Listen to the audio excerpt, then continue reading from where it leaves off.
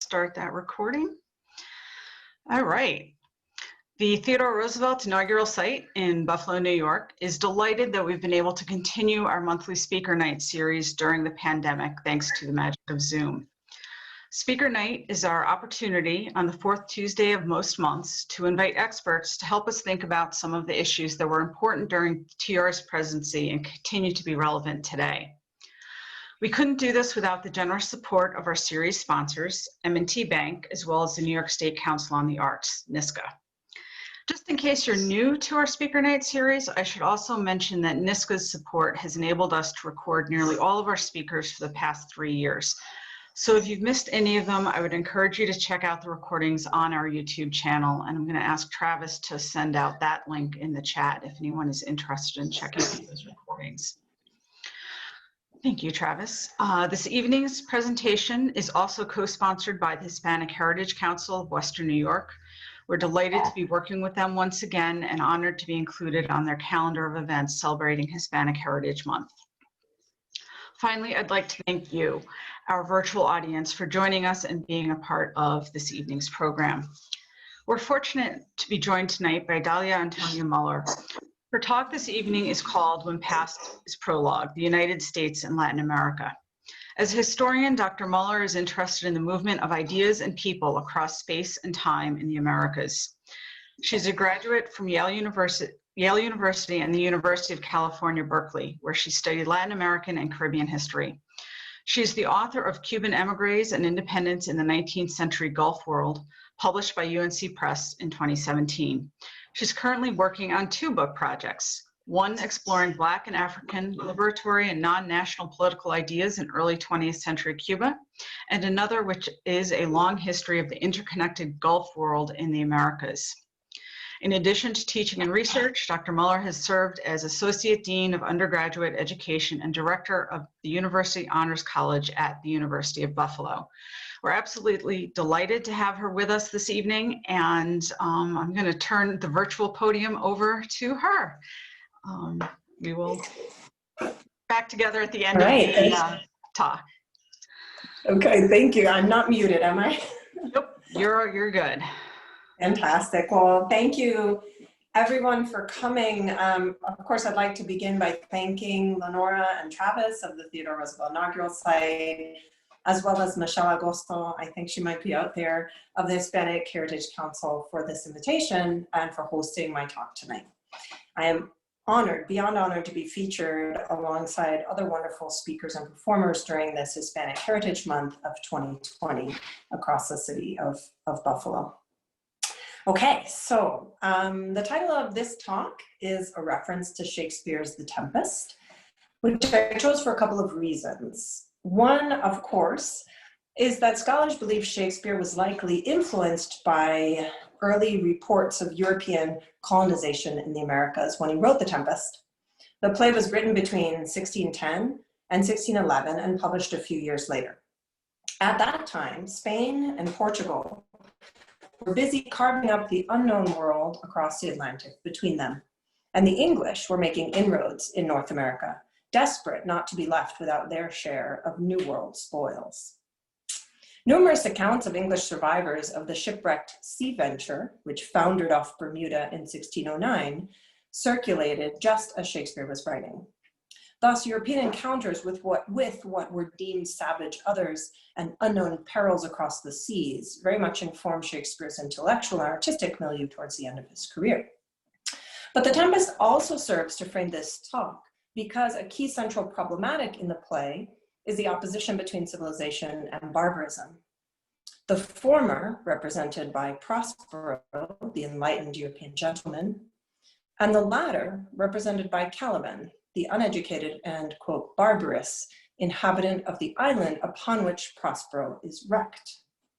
The opposition became a real obsession for colonizing Europeans and has been used for over 500 years to frame the historical relationship between Europeans and the indigenous and African peoples they encountered and subjugated on this continent starting in 1492. But, and unfortunately, what's past is prologue. The construct of civilization and barbarism is still with us today, informing the way many in this country and further afield think about who is entitled or not to be here and why. So how else can you explain, this?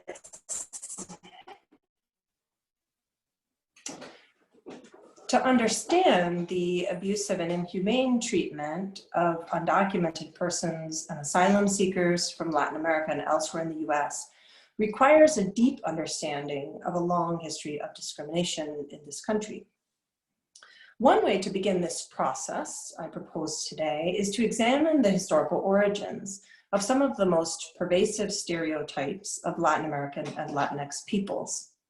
Imagined as lazy, as drains on the welfare system, as violent gang members, or in our current president's words, as, quote, bad hombres, drug dealers, and rapists, Latin Americans and Latinx peoples have long been criminalized in the United States. This criminalization, in turn, has made them more vulnerable to police and vigilante violence, as well as other direct and more subtle forms of discrimination. Oh, sorry, I needed to go back. Sorry. The images on the screen, hopefully I'll give it a moment to snap in. The images on the screen depict the conditions many migrant and asylum seekers experience in holding centers today across the nation. These conditions are barbaric, to say the least, and only people and systems willing to dismiss or deny the humanity of those they imagine themselves as superior to could treat fellow humans in this way. Can we truly call ourselves civilized? After all, I would venture to ask. Today, as we delve into a couple centuries of US-Latin American relations history, I'd like you to think about the ways that the false opposition between civilization and barbarism, used to validate European colonialism beginning 500 years ago, has become baked into US culture and politics over the past couple centuries. I believe that the first step then to undoing racism and bigotry in this country and to promoting healing is truly learning about the past with eyes wide open, understanding how past becomes prologue, and intentionally disrupting the cycle. So let's begin.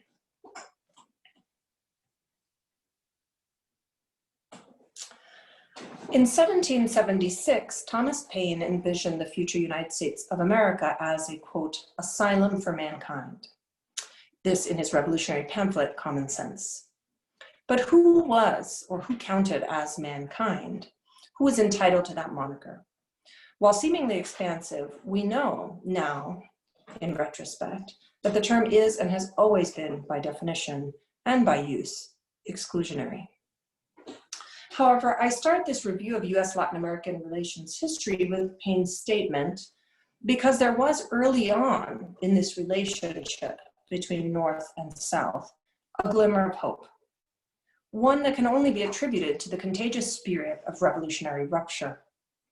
The openness in Paine's conception of the fledgling US Republic was a product of the revolutionary fervor of the 1770s.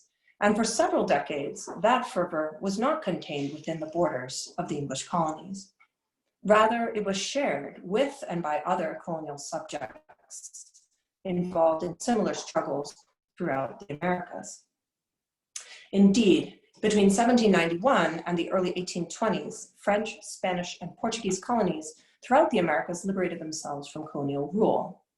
In these early decades, US American statesmen and average citizens alike came to see the emergent republics to their south as sister republics, sharing in a hemispheric harmony rooted in the ideals of Republican universalism, anti-colonialism, and in most cases, anti-monarchism. Historian Carolyn Fitz recounts how many American families, Black and white, named their children after the great South American liberator, Simón Bolívar, and how on the 4th of July, toasts erupted not only to the heroes of 1776, but also to those of 1810.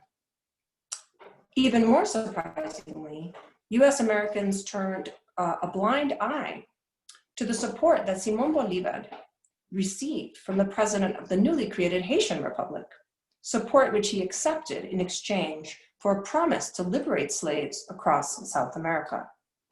Indeed, even the abolition of slavery, which accompanied most of the Latin American liberation movements and was notoriously absent from the struggle for US American freedom, did not seem to deter Americans across the country from expressing their enthusiasm for Latin American independence, at least not at first. Fitz lingers on this moment in her book, this early moment between the 1770s and about 1815. And her book is called Our Sister Republics. I highly recommend it. And I understand why she lingers. This small glimmer of hope, born in a moment of revolutionary fervor, would prove short-lived. The image I'm showing on the screen should be familiar to some, as it is the insignia from the 1901 Pan American exhibition here in Buffalo. I show it because it is a compelling visual representation of the sister republic ideal, but one that is also truly of its time. The image was created at a critical moment in the expansion of US imperial power, and so the image shows a sisterhood, but not one between equals. North America, having notably absorbed Mexico, is reaching down to lift South America, who looks at the viewer a bit forlorn, while her rescuer gazes resolutely down upon her. South America is also depicted as a white woman, which erases racial difference and suggests that South America's modernization, aided by the United States, will also be a process of cultural whitening. This reframing of the sister republic concept from an idyllic sorority to a hierarchical one has its origins in the 1820s.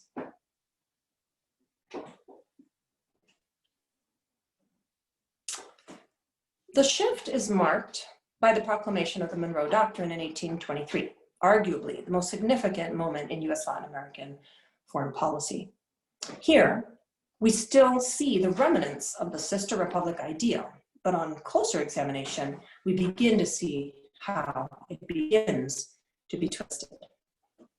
In 1823, President James Monroe issued a powerful statement aimed at Europe that defined separate hemispheres in an effort to warn Europe, should it dare to reclaim its lost territories in America. Thus, Monroe in this document speaks deceptively with and for the sisterhood. Notice how this image of North and South America on the screen differs from the previous one I showed. Now, this is from a later time. Images like these were quite common in the later 19th and early 20th century. Here, Uncle Sam straddles the continent with the bat in his hand that reads Monroe Doctrine. He stands in defense of America, but in the process tramples South America underfoot. Who authorized the United States to speak for its sisters in this way? So I draw attention to the quotation of the doctrine on the screen. Monroe notes that the Latin American republics have gained their freedom and that their freedom has been acknowledged by the United States. This is a sisterly gesture. But then he shifts. Any threat against Latin America's freedom will be deemed a direct threat to the United States. That is, not a direct threat to the hemisphere, but to the United States, making it incumbent upon the United States then to defend the hemisphere. There is a switch. It is subtle if you don't read carefully. The move is from standing alongside another as an equal and standing above another as responsible for that other who is now rendered indefensible. So I'll read the bolded portion just here. Speaking again from the vantage point of the United States, we could not view any interposition for the purpose of oppressing them being the Latin American republics, newly liberated, or controlling in any other manner their destiny by any European power, in any other light than, and here comes the switch, as a manifestation of an unfriendly disposition toward the United States.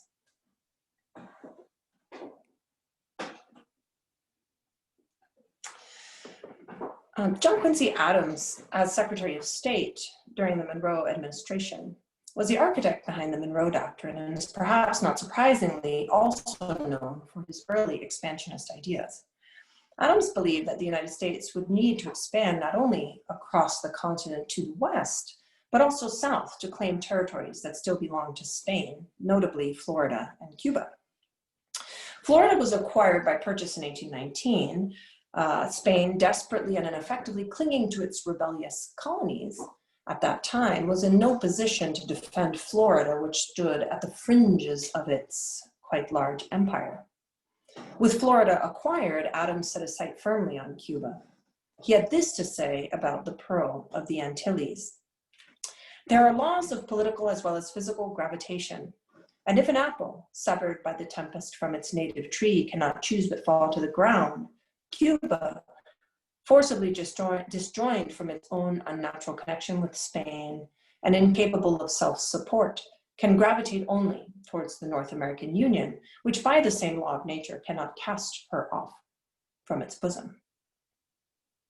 Calling on the laws of physics and naturalizing the relationship between Cuba and the United States, while insisting that the link which bonded Cuba to Spain was unnatural, Adams set the rhetorical stage for nearly a century of US efforts to acquire control of Cuba.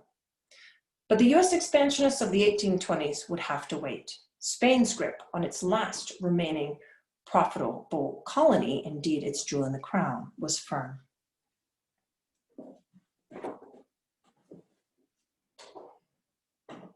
As we move into the 1840s, the US, now rapidly expanding westward, having taken over the former French colony of Louisiana, the Spanish colony of Florida, and the Spanish colony of Florida, was now looking to Mexico. During the 1840s, Mexico was governed by the strong man, Antonio Lopez de Santa Anna. This was a man who buried his own leg with full military honors. He was, let's just say, a character. Santa Anna's governance of Mexico was anything but stable, and his rule offered the United States an opening to challenge Mexico's control of its northern and northeastern territories.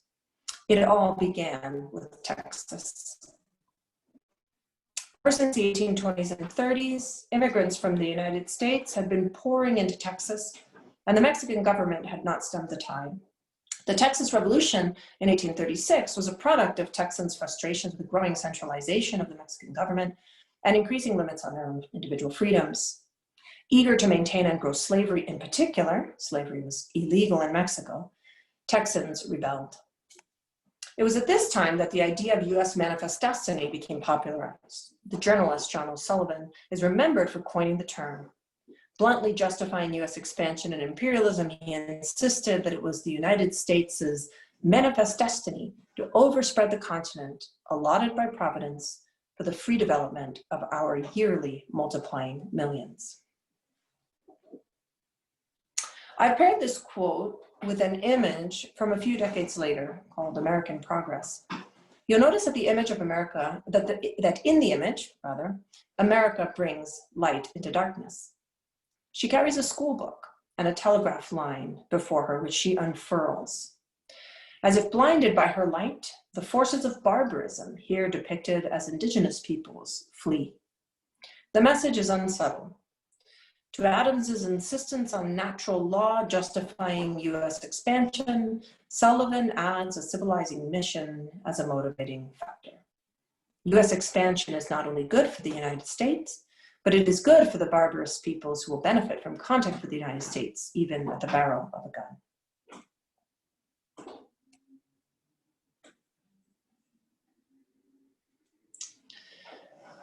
By 1846, Sullivan's dreams had come true.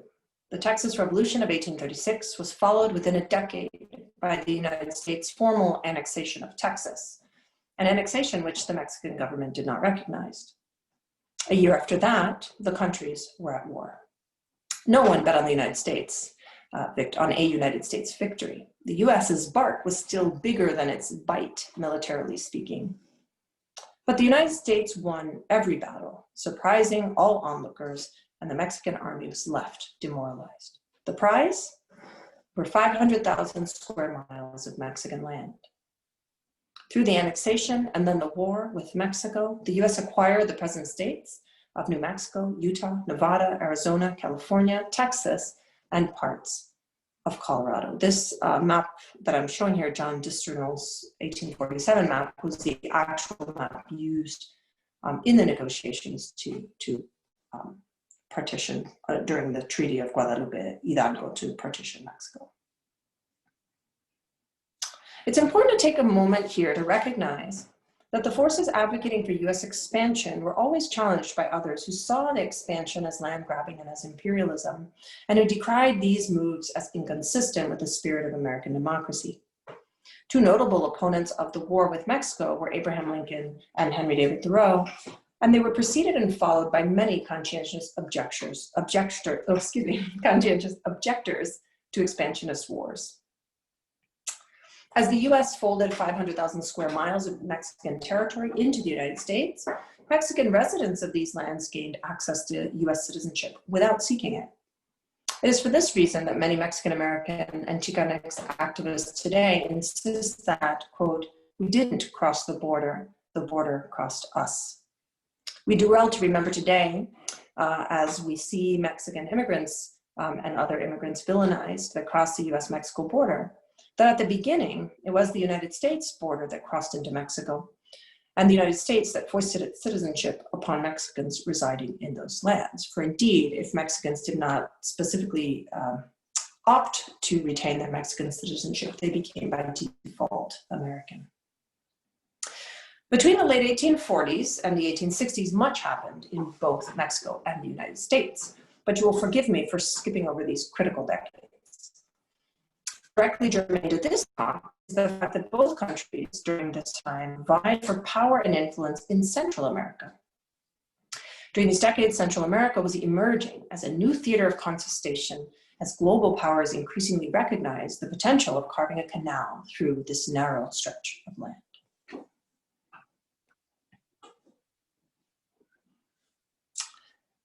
But now I bring you to the end of the century and to another war, to the moment that the United States announced itself as an overseas imperial power, 1898. This was the year that the Spanish-Cuban-American-Philippine War. You might be curious about this lengthy title. The war is often referred to as the War of 1898 or the Spanish-American War. However, this cumbersome title is actually more accurate, for the war was not between Spain and the United States for control of Spain's colonies. By 1898, Spain had been waging a war on two fronts against anti-colonial insurgents in the Caribbean and in the Pacific. The United States stepped into pre-existing conflicts that had been raging for years, changing their course permanently. If we believe the most patriotic narrative, we would argue that the United States intervened in these wars to liberate struggling colonies chafing under barbarous Spanish rule.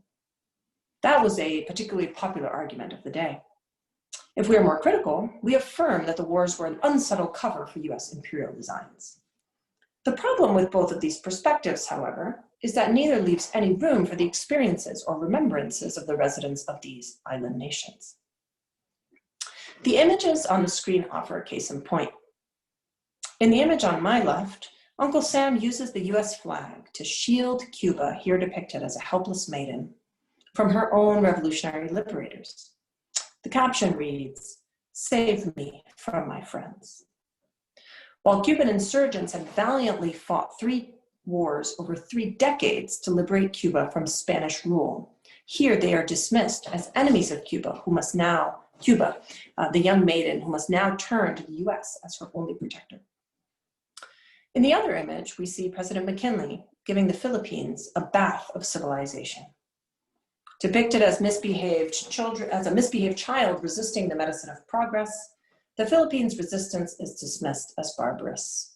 Meanwhile, Filipino collaborators in the background dutifully pull up their American flag print overalls. The message is clear. Good Latin Americans and good Filipinos were docile and grateful women or obedient children, while independent and rebellious Latin American and Filipinos were bad, immature, or savage.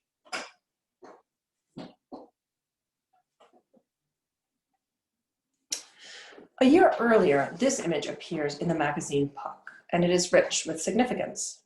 First, Uncle Sam is a school teacher here. The classroom is his empire, and the students his subjects. In the foreground are the pupils who need the most discipline. These are the still rebellious colonies of Cuba, Puerto Rico, Hawaii, and the Philippines, depicted as young, brown-skinned boys. Behind them sit the notably whitened, obedient, demure, feminine representatives of the incorporated states gained through the mid-century territorial acquisitions. To round out this image, we have the African-American subject who completes manual labor in the schoolhouse rather than studying. The Chinese-American who tellingly remains outside of the schoolhouse, a depiction which reflects the Chinese Exclusion Act then in force. And the indigenous person who, depicted as clueless and hopeless, sits off to the side and reads an alphabet book upside down. Images like these were so pervasive that they created immense support for the war in and during 1898, and for the United States' new determination to spread democracy and civilization across the hemisphere and beyond.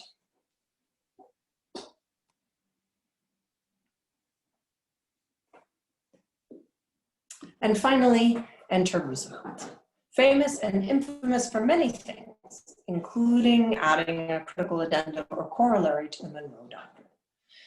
With its training wheels off, the US, through the corollary, steps into its self-defined role as hemispheric bulldog. Concerned that if American states default on the payments of their foreign debts, European powers will use this as a pretext for intervention, Roosevelt proclaims that when necessary, the United States will have to step in and regulate Latin American affairs. The corollary is worth quoting at length. Any country whose people conduct themselves well can count on our hearty friendship. If a nation shows that it knows how to act with responsible efficiency and decency in social and political matters, if it keeps order and pays its obligations, it need fear no interference from the United States. Chronic wrongdoing or an impotence that results in the general loosening of the ties of civilized society may in America, as elsewhere, ultimately require intervention by some civilized nation. And in the Western Hemisphere, the adherence of the United States to the Monroe Doctrine may force the United States, however reluctantly, in flagrant cases of such wrongdoing or impotence, to the exercise of an international police power. So I won't linger here. We could return to this quote in the Q&A, but I did highlight certain words here, and I, at this moment, want to remind you of the kind of framing rubric that we're using for this talk, which is this of civilization and barbarism. So you see multiple references to civilization and its opposite in this corollary.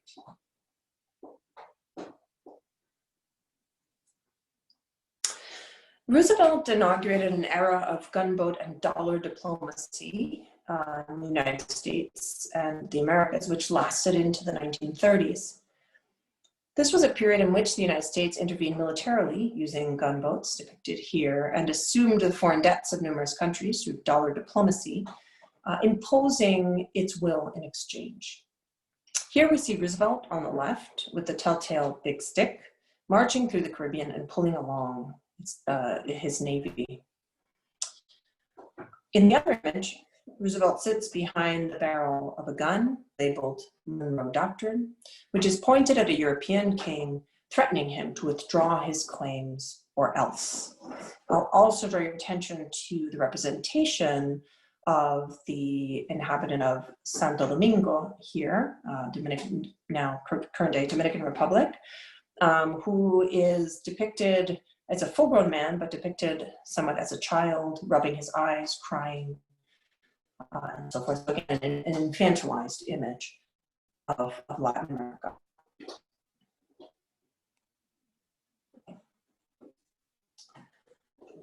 Between the 1890s and the 1920s, there were over 30 military invasions and interventions in the Caribbean and on Latin American soil carried out by the United States. All were defended as protecting US security and supporting the civilizing of local populations. You can see how broad the interventions were, as well as how long and how oft repeated. Multiple interventions in Mexico, across Central America, in Cuba, the Dominican Republic, and Haiti. It should come up pretty clearly on your screen, but you can see here, for example, in Nicaragua, there are 2 interventions, as well as 1, 2, 3, 4, 5 different moments of occupation. Dominican Republic, there are 3 occupations and 1 protectorate established. Cuba protectorate and 1, 2, 3, 4 occupations, et cetera, et cetera. So multiple interventions and repeated ones, as well as the United States sought to sort of secure its hegemony in an area that it referred to often as its own backyard.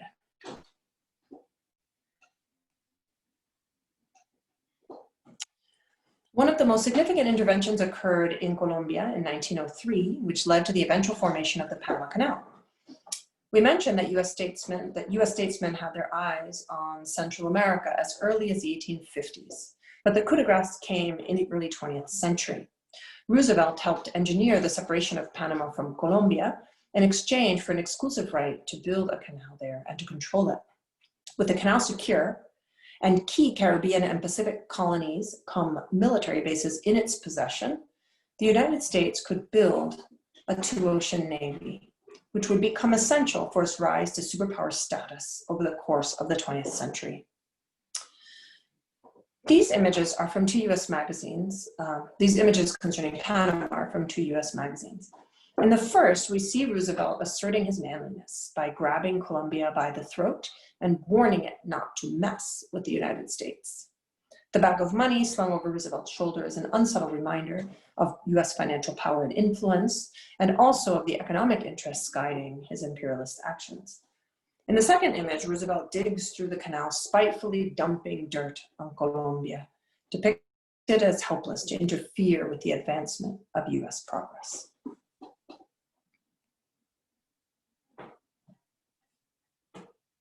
As I near the end of the talk, I want to share with you the faces of the Latin American men and women who from the 1820s forward challenged U.S. expansion and imperialism.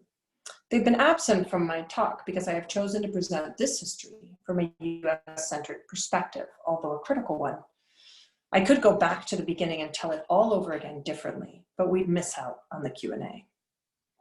Here among these photographs, you will not find the damsel in distress, nor the misbehaved child, nor the highway robber, nor the emasculated rebel soldier. These men and women are only a small fraction of those who stood up to U.S. abuses across the 19th and 20th centuries and are remembered for it. We do well to remember that they joined forces at times with dissidents here in the U.S. who resisted U.S. imperial expansion.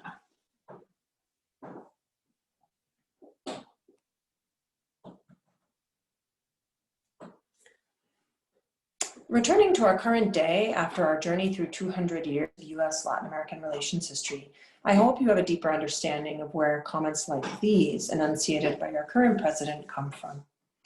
These statements here quoted provide an ominous reminder of the fact that we have not traveled very far from where we were. All the harmful stereotypes of Latin American peoples as criminals, as rapists, as drug dealers, as refugees from uncivilized and backward countries, as people who simply don't and can't ever be true Americans, are still very much with us. These are not just ideas invented by a small group of marginal people. These are ideas that form the very core and backbone of U.S. foreign policy and of a particular national conception of self, which is enjoying a renaissance today. These persistent stereotypes are the very ones that inspire those who patrol borderlands at gunpoint, who murder innocents they insist do not belong here, who denounce and deport individuals regardless of their circumstances, and who put children in cages while leaving pregnant women to give birth by trash cans. I'd like to close with a poem called To Roosevelt by Rubén Darío, a 19th century Nicaraguan writer. This poem was written in 1904, just at the time of the proclamation of the Roosevelt Corollary to the Monroe Doctrine, and just in the wake of the separation of Panama from Colombia and the U.S. acquisition of the Canal Zone. I urge you to listen to Darío's critique of the United States carefully. Listen for the inversion of the idea of civilization and barbarism, for Darío asks us to reconsider the very meaning of the words. And even as he criticizes the United States somewhat mercilessly, line after line, there is surprising gentleness and generosity here. I'm not sure Roosevelt ever read Darío's letter addressed to him. But if he did, I suspect he dismissed it, being the man we know him to have been. Ultimately, of course, everything Dalia feared and tried to guard against would come to pass. We spend too little time heeding the dissenting voices of those who generously offer us new and critical perspectives on ourselves and on our unexamined beliefs about this country we reside in and its past. Perhaps if we truly listen to voices like Darius, we can write a different sort of prologue for the paths that are still to come. To Roosevelt by Rubén Darío. It is with the voice of the Bible or the verse of Walt Whitman that I should come to you, Hunter. Primitive and modern, simple and complicated, with something of Washington and more of Nimrod, you are the United States. You are the future invader of the naive America that has Indian blood, that still prays to Jesus Christ and still speaks Spanish. You are the proud and strong exemplar of your race. You are cultivated, you are skilled, you oppose Tolstoy. And breaking horses and murdering tigers, you are an Alexander Nebuchadnezzar. You are a professor of energy, as today's madmen say. You think that life is fire, that progress is eruption, that everywhere you shoot, you hit the future. No. The United States is potent and great. When you shake, there is a deep tremor that passes through the enormous vertebrae of the Andes. If you clamor, it is heard like the roaring of a lion. Hugo already said it to Grant, the stars are yours. The Argentine sun ascending barely shines, and the Chilean star rises. You are rich. You join the cult of Hercules to the cult of Mammon, and illuminating the road of easy conquest, liberty raises its torch in New York.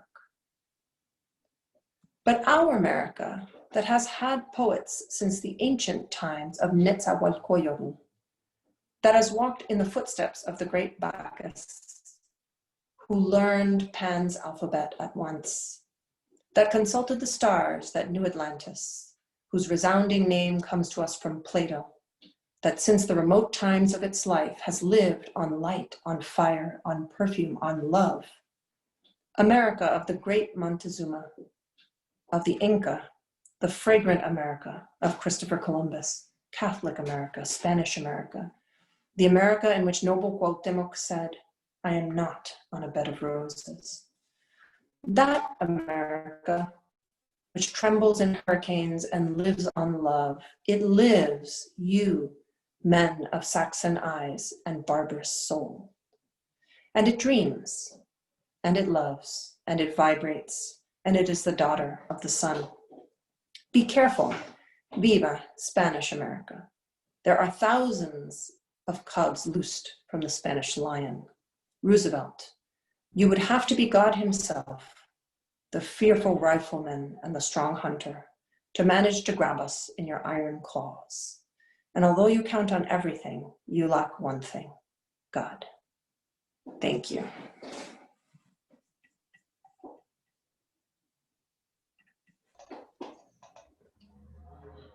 Wow. It was a very powerful poem to conclude with. Thank you very much. And I appreciate certainly this tour de force of several hundred years of U.S. Latin American history. I want to encourage, if anybody has any questions, feel free to type them into the Q&A or the chat, raise your hand, any way you want to try and get our attention, that would be fantastic. Wow, I'm still trying to absorb that poem. I don't think I've ever heard that one. I'm gonna have to try and look that up. Where did that come? Like, was that? How do we know about that, or how did that? How did that happen? Well, no, it's great. I specifically picked that one. There are many I could have picked, but I picked it considering the Theodore Roosevelt inaugural site, right? And your focus, because I think it's quite powerful in that Rubén Darío is speaking directly to Roosevelt in the form of a letter, but of course in verse. Darío was critical of the United States and a very famous writer and intellectual from Nicaragua. Again, not someone very known here, but certainly very prominently known in Central America and across Latin America as a sort of great man of letters. And so this was simply something he was compelled to write in this particular moment. And I think it's quite significant, right? Because it's right on the heels of the US involvement in Panama and right. And the enunciation of the corollary, right? Which reverberated very strongly across Latin America. And raised a lot of concern, especially among statesmen and intellectuals, but more broadly. So, yeah, it's a great work of Latin American poetry, but it's not very known here. Yeah. So maybe you'll put it up at the site, or. Well, when you had the slide of all of those Latin American and South American folks, I think we're going to have to ask you to come back and actually do that side of the story. Yes. You know. Oh, right. I could. I'd be happy to. In many ways, this was a challenge for me. I'm not trained as a U.S. historian. So, but if you're a historian of Latin America, especially in the 19th and 20th centuries, you in part de facto must be a historian of the United States. The same is not true the other way, unfortunately. Unfortunately, but for me, yes. Yeah, but I still feel that in some ways I feel like I'm a bit of an interloper. So for me, the talk really fully from the Latin American perspective would be much more natural to me, given my training. But it was very fun to do the extra bit of research to prepare this talk. Yeah. It's good to stretch. So I recognize some of the folks in that slide, which I see you've put back up. Can you do a quick, are there any highlights we should really, maybe some of the folks that are least known? Sure. Well, I mean, you can't miss the image of Che Guevara because apparently there are more replicas of this image than that of Jesus Christ. So I heard that at one point. So it's really quite ubiquitous. But we have, I think gentlemen on my far right, seated in the chair is Arturo Alfonso Schomburg, who's a very, very famous Afro-Puerto Rican intellectual responsible for the Schomburg Center, which is part of the New York Public Library system and one of the greatest collections of Afro-Latin American history and literature. He's a powerhouse of the Harlem Renaissance who's not really well known. Was a very strong advocate of Cuban and Puerto Rican independence from Spain and then subsequently from the United States. We have a Che Guevara with the woman with the bullet strapped across her vest is Cecilia Sanchez, was a right-hand woman to Fidel Castro in the Cuban Revolution, so there's a reference to that. Moving the next person over, standing up, leaning on the table is Sandino. He was a famous rebel in Central America, also very, very strong critic of US imperialism. Moving further along, a very famous military general named Antonio Maceo, who was a military general of the Cuban Revolution. He was very dismissed by US forces when the US invaded Cuba in 1898. But he was known as the Bronze Titan because he was shot so many times, I think over 25 times, and he didn't die until the very last encounter, and he fought in 3 wars over 30 years, 3 different battles. He's also rose to the rank of general within the army, which for a Black man anywhere was quite an incredible accomplishment. Below him, Frida Kahlo, everybody knows her.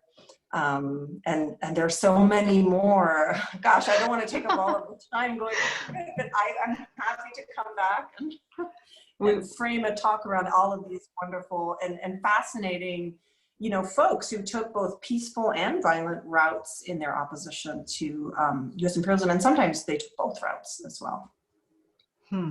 So it looks like, well, I mean, obviously, looks like quite a few of these are perhaps from that turn of the 20th century period, Yes. or, okay. Yeah, I picked I stretched a bit with the Cuban Revolution because, of course, this talk really only went up to 1930. So everybody, there's only a few figures here that aren't from the late 19th, up to about the 1930s. Okay. Of course, there could be hundreds and hundreds of folks on this screen. Right, right.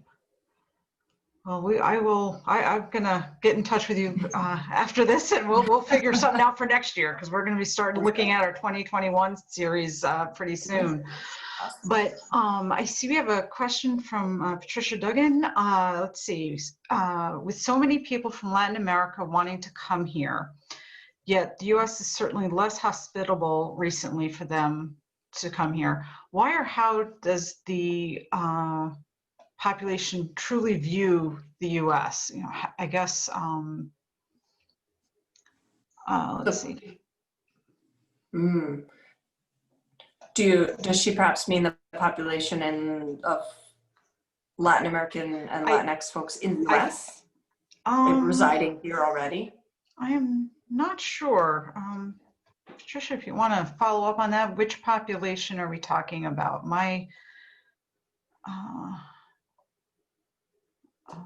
Pat, why don't you, let's see, I think I just, okay, the population that wants to come here. Right, yes, that's a really, really great question. And I feel when I often give this talk, I have to mea culpa a little bit, because I'm actually really solidly a 19th century historian, which certainly does not mean that I'm ignorant of current events. But one of the things that's sometimes hard with fielding questions that are very, very much about the present is that, you know, this talk really, really stopped right on the cusp of a transition out of the era of gunboat diplomacy, sort of more aggressive era of U.S. expansion, into the good neighbor policy, right? And there's a really important shift in the 1930s. And then between the 1930s and today, or let's say most recent history, the 1990s, there is, I mean, just so much to cover in terms of U.S. Latin American relations, right, and how complicated they become across the mid to later 20th century. And again, that's an entirely separate talk. But I used the comments from President Donald Trump I use those as a foil to help us remember that one thing that we can one way in which we can catapult from the late 19th century into the present is actually if we trace the prevalence of stereotypes and the tendency to use that opposition of civilization and barbarism to sort of distinguish ourselves from others, right? And especially in this context, our southern or south of the border, those south of the border that are our others. And that hasn't changed, which I find really fascinating. But in terms of the sort of specific, the specific and complex history that evolves between 1930 and the present, sometimes I'm leery answering these questions because there's a lot there that we didn't cover, right? That isn't, that we didn't have time to cover. But, and also in a semi and probably unsatisfying answer to the question, I simply don't necessarily know, right? I mean, I am, in part, all my historical subjects that I work with are dead. So in terms of talking to folks now and today who are in Latin America and are, say, thinking about the United States, given what they know, right, about the experience of migrants, I think it really, really depends on who you're talking about. I think that conditions are dire enough, and the reasons for those are tremendously complex, that folks are not deterred. They're not deterred from the dangers of the journey and of the crossing, but they're also continue to believe in an American dream, right? The exporting of the idea of the American dream is very, very powerful, even still today, even despite what we know. And it continues to both pull folks here, and also there are numerous complicated push factors that continue to lead to the conditions that would push folks forward into the journey. So I would say that the answer would be complicated, and it would really depend on who you're talking about within this vast South, right? The different specific populations that are coming in greater numbers, for example, which now are from and in recent history are from Central America more than from Mexico, in fact, right? So we often, it's easy to also think about Latin America as a block. And there's so many countries and so many complex individualized histories, each one having its individual history and complex history at that with the United States, but also its own sort of internal regional dynamics, national dynamics, and then regional dynamics. And so there's such a wonderful, rich, and complex world of history and politics to understand within this block that we call Latin America, right? And in some ways you have to take it all in order to truly understand the history, the complex history of migration. And that's migration from the time that the border moved over Mexicans, which I refer to in the 1840s, all the way to the present, right? It's a long history of coming and going. All right, well, thank you for at least taking a stab at that. We have a question. It's a hugely complex, I mean, all immigration, I think no matter where it's coming from is a complex, as you say, push and pull. We have a question from Natalie. Would you mind going into the American idea of progress and Latin America's response? Are there any situations where U.S. intervention was seen as positive to Latin American governments, or was it more of a strongman situation where they were bullied into compliance? Yeah, great question and super, super complicated. So I'll do my best. Oh gosh, wow. So again, that depends on who you're talking about. So Latin American, gosh, there's the Latin American, I shudder to even say Latin American politics, but let me just go with Latin American politics of the late 19th century, right? Latin American statesmen and elites tended to be very, very favorable in their opinions about U.S. progress, right? And in the idea that the United States was the model to follow. This wasn't entirely ubiquitous, but it was a very strong tendency or current.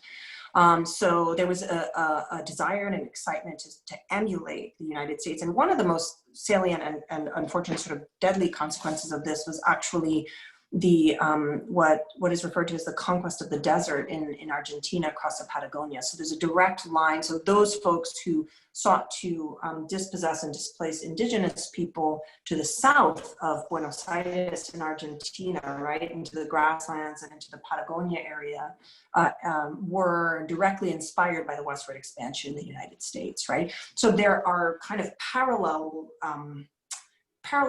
movements toward progress, and sometimes at great cost to human life and lifeways that were shared, right, and that were really pioneered by elites in Latin America that were in conversation with, connected to, reading the writings of U.S. statesmen and intellectuals who are pushing for the same kind of progress, right? So in fact, I think there's actually quite a lot of sync, especially when you're looking at the state and at elite, especially in the mid to late 19th century, at the elite sectors of society. I think that, of course, breaks down and is quite different. There are, of course, many revolutionary and anarchist and socialist movements, labor movements in Latin America, right? As we move into the late 19th century, there's a lot of folks, especially at the bottom rungs of society, that are very critical of this, that see this kind of alliance, that are very critical of it. And there you get the seeds of many, many very important revolutionary movements. Notably here on the screen, you have Emiliano Zapata, who's one of the present revolutionary hero of the Mexican Revolution, which in many ways was a movement against a dictator who was very much embracing and on board with an idea of progress that required the kind of privatization of land and displacement of indigenous peoples that we see in the United States, right? So this indigenous and peasant hero would be, among others, someone to raise a massive revolution in the early 20th century. right? The first great world revolution of the 20th century in Mexico. So so it really depends on who you're looking at and where, but it's a very complex history. I would say that it's never really a history of direct and unilateral imposition, because it never really can be, right? The United States is and has been very powerful, but the United States has always had allies in Latin America, at all levels that would allow for the interventions, protectorates, military occupations to occur, right?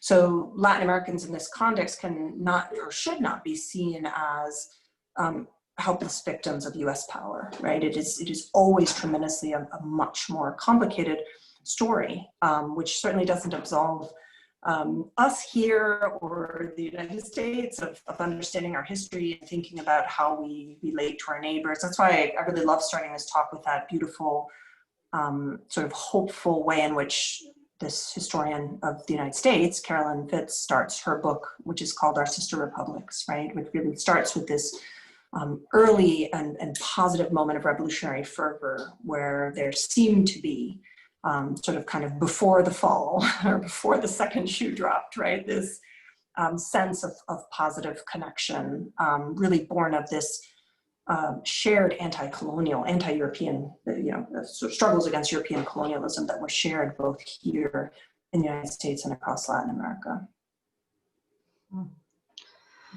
Very complicated history. As I've listened to you, I said, oh my goodness, there are lots of holes I need to fill in my knowledge. We have another question from Diane. Is it possible that the land grab of Texas through California was based on the strength of Great Britain versus the lack of a strong European power supporting Mexico? Oh boy, I feel like this person asking the question may have more knowledge than me about the subject. Let me think about that for a moment. Texas, because the thing is that in each one of these moments, I picked very specific moments of U.S.-Latin American relations, right? Critical moments, wars, and so forth, and left a lot of them out. But each one is tremendously more complicated than the way in which I rendered it. So I appreciate the comment, because there are always numerous other European countries that have designs and are somehow involved either explicitly or implicitly behind the scenes, because everyone in the late 19th century, early 20th century, sort of jockeying for power, right? The French, the Spanish, to some degree the Portuguese, a little less so. The French are at different moments seeking to re-intervene, reacquire territory, right, reestablish empire. And so it becomes, of course, really tremendously complicated. So I'm not sure I'll have a satisfactory answer for Texas, but I feel I was recently brushing up on my Texas history, and I do remember something about Great Britain, but I think I'm going to have to throw in the towel on that one. I'm just not. I'll fumble too much and waste too much time not answering the questions. Fair enough. I would be more sort of aware or understanding of the complexities on Mexico's side. And I mean, the question does lead to, or does give me a small opening to talk about something I skipped in the 1860s, which of course is the French intervention in Mexico, right? The French make a power play in Mexico, intervening in 1861. And it's specifically because the United States is embroiled in the Civil War that it's like this kind of perfect point for the French to kind of get in there and try to establish a route in Mexico from which to expand and rebuild the empire. And that, of course, isn't successful for various reasons, including the great leadership of another gentleman on the screen here. But that's the French, not the British. All right. Not a problem. Question. So I was actually interested in your discussion of the Mexican-American War and, the border, I forget how you phrased it, but, coming over people rather than them going over the border. How many, again, not something I really knew that much about, but how many people opted to retain their Mexican citizenship. Is that something that there are figures for? Yeah, that's a great question. Actually, the number of people affected by this massive amount of land that was acquired and incorporated into the United States is actually, I mean, these were still kind of like Florida to Spain. All of this territory to Mexico was very north and very underpopulated, right? So we're not talking about tremendous numbers of people. There are not that many people who chose to retain their Mexican citizenship or to return or to cross the border back into Mexico. Most folks stayed. I've seen numbers around somewhere between 115 to 150,000, but I'd have to I'd say don't quote me fully on that figure. But the interesting thing, which I sort of alluded to in that slide and when I was at that point in the talk, is that by the terms of the Treaty of Guadalupe Hidalgo, which ended the war, Mexicans were entitled to U.S. citizenship, right? Entitled to claim it. But actually, if they didn't affirm their Mexican citizenship, they would then de facto be given U.S. citizenship. That's where it is something that wasn't actually elected, because you have to think about the number of people that would have had those sort of wherewithal or understood that they needed to go through a legal process to affirm their Mexican citizenship, right? So this citizenship by default is arguably what also made so many of the folks turned them into U.S. citizens. Wow. And then, of course, if they had children, I assume they would have automatically been U.S. citizens. So there's, another way of kind of absorbing them, if you will. Right. Well, yes, as of the institution of birthright citizenship, yeah. Right. All right. Let's see. Any other questions from folks? Feel free again, either in our chat or Q&A. Comments? Oh, I see a hand raised. Let's see. Pat, I'm gonna, let's see. I'm gonna unmute you, or at least I'm gonna try, and you can ask your question if you'd like. Or we'll give this a shot.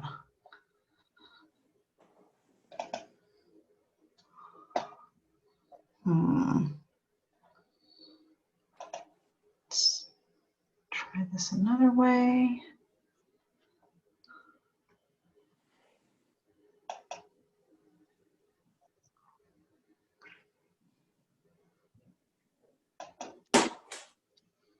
Let's see, Pat, I'm trying to ask you to unmute. I don't know. Oh, wait, I think you're unmuted. That was a misstep. I was just wanted to say what an outstanding talk. Thank you so much. Thank you, Pat. All right. Oh, that was it? Yeah, yeah, it was a misstep. Oh, that was fun. I didn't have a question posed. All right. Thanks, Pat. I'm going to mute you again. It was nice to hear someone's voice. Not that yours, Lenora's, isn't beautiful. No, I completely understand. It's one of those weird things about, the Zoom platform. Yeah. Let's see. All right. I don't know if there are any other questions. We did have a comment from Richard. I don't know if you saw that, or Dalia, just a statement. And I'm like I didn't take Spanish, so my pronunciation is nowhere near what is good. But Ruben Dario wrote the essay, The Triumph of Caliban, to bring us back to the tempest that Dalia mentions, though it inverts the earlier colonial interpretations of the tempest, taken up again later by Cuban theorist Roberto Ferdinand Retama. I apologize for my pronunciation. Caliban and other essays. So I don't know if you want to Yeah, no, that's fantastic. Here's another must-be literary scholar or great lover of literature and literary theory. Yeah, no, absolutely. And I thought, you know, I could have had a third reason for having started with The Tempest, and I just couldn't get around to where this question asker has brought us, but is thinking about the way in which the specter of Caliban as the barbarian, right, is taken up and resignified by many, especially early to mid 20th century Latin American writers, you know, as part of a commentary on imperialism, right? So to sort of take and own the figure of Caliban, right? To sort of understand how he's brutalized, you know, and turned into this savage, but in fact using that as a locus of power to be able to sort of own that and make a statement and use that character as and the play itself and so forth as a way to sort of turn its significance on its head, right? To sort of speak from, to make it sort of fancy, the locus of enunciation of the barbarian, right? And there are many folks in the Caribbean and Latin America who have rewritten The Tempest with this new valence and this other way of seeing. So there's a whole another string of the talk there that again, maybe would fit into this Latin American Caribbean angled talk, right? So a way in which I might frame the talk actually radically decentering the United States. And I just, if you'll permit me this one indulgence to talk about my own book, this talk is you know, I love to do, and it mirrors a lecture that I give to students, but it's, the gist of all of my own work is actually sort of starts from radically decentering the United States. So I look at the Cuban Revolutionary War, that war that culminates in the Spanish-American War of 1898. But in the research for my book, I specifically took most of the narratives around the war, which are very US centered, and I twisted them and I decentered them. So I specifically looked at the war and all of those conflicts from Cuba and from Mexico. And so I came up with this frame of the Gulf world. So instead of situating, especially Cuban history, in this very intense US-Cuba binary, right, that always pulls between the US and Cuba, even today, post-59, et cetera, all the conflicts, Cuba is always sort of our foil, right? But instead I said, I want to sort of change the shape of that container, and I want to re-examine these movements and the politics that emerge in this period, but from a much broader pan-Latin American transnational framework. And so it's funny for me to do a very US-centered talk, because everything sort of in my bones, in my own work, in my training, you know, leads me to radically decenter the United States almost as practice, almost as a way of decolonizing my own teaching and learning. Because I'm trained here in this country. I'm of Latin American descent, but I'm trained here in this country as a Latin Americanist in the United States, so from the center of empire. So I do work continuously to sort of decolonize my own training and thinking. And then I sort of come back to these same historical moments from that vantage point. That's a really important part of my practice that I do in all my work. And so here, to center the United States in this talk, which I thought was perhaps appropriate for the audience and for the site, I thought was a really different way of working for me, but refreshing as well. Well, you know, I think certainly one of our hopes at the TR site is to allow for different perspectives, and you know, I will definitely be in touch about a talk with that decentered focus, because I think that would be truly fascinating as well. I don't see any other questions, so we'll wait a couple, you know, another 30 seconds or so, see if anything else pops up. In the meantime, we'll keep an eye on things. But I definitely want to thank you for your time. And I'm just going to mention to our audience that our next speaker night is going to be the 4th Tuesday of October, which happens to be October 27th, which for those of you out there who are big TED heads, you know that is Theodore Roosevelt's birthday. And we're going to be doing something a little bit different for our October speaker night. If people are unaware, we are, and actually I know Pat and a few other people I saw on our list, we are in the midst of a transcribe-a-thon that we started last Monday, which was the 119th anniversary of TR's inauguration. And we are supporting the Library of Congress's effort to transcribe TR's papers. And for our speaker night in October is going to be a wrap up of that that transcribe-a-thon and see what people have done. And I haven't quite confirmed it, but we are hoping to bring in somebody from the Library of Congress to talk about how that effort is, how important that is to their programming. So that's what we'll be doing on October 27th. And I hope that people will join, even if you aren't transcribing. It might be interesting to see some of the papers and letters and things that people have been transcribing. We're doing about weekly check-ins, just kind of see what people are finding as they transcribe, and there are all sorts of letters. Our goal is to actually transcribe 1901 documents as part of our little transcribe-a-thon, because of course that 1901 is a significant number for us and TR's inauguration. Let's see, I see another comment pop up from Natalie.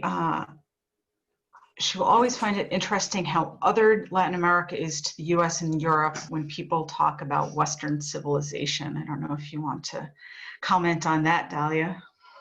I'm sorry, what was the beginning of the comment? I missed the comment. It's a comment. I will always find it interesting how othered Latin America is to the US and Europe when people talk about Western civilization. Yeah. You and me both. Yeah, that's a very... Yeah, I mean, I guess I hope, again, as I mentioned, so many different ways to offer this talk, but I hope to have just opened up some new curiosity for folks, you know, in the audience. But yeah, absolutely. Latin America is so much deeply part of the West, yet so, you know, othered and so foreign to many of us. I think with my as an educator with my students, I'm sort of endlessly surprised at how little my students actually come to know, even at the university, right? University level. You know, we're not teaching our young people about the Americas, the hemisphere as a whole, about the Americas broadly, about this long and tremendously complicated history, intertwined history that we have for over 200 years. It's so absolutely essential, and I think would do wonders for beginning to heal some of the very, very real tensions that we are experiencing in this country now with regard to you know, race and ethnicity and xenophobia and so forth, right?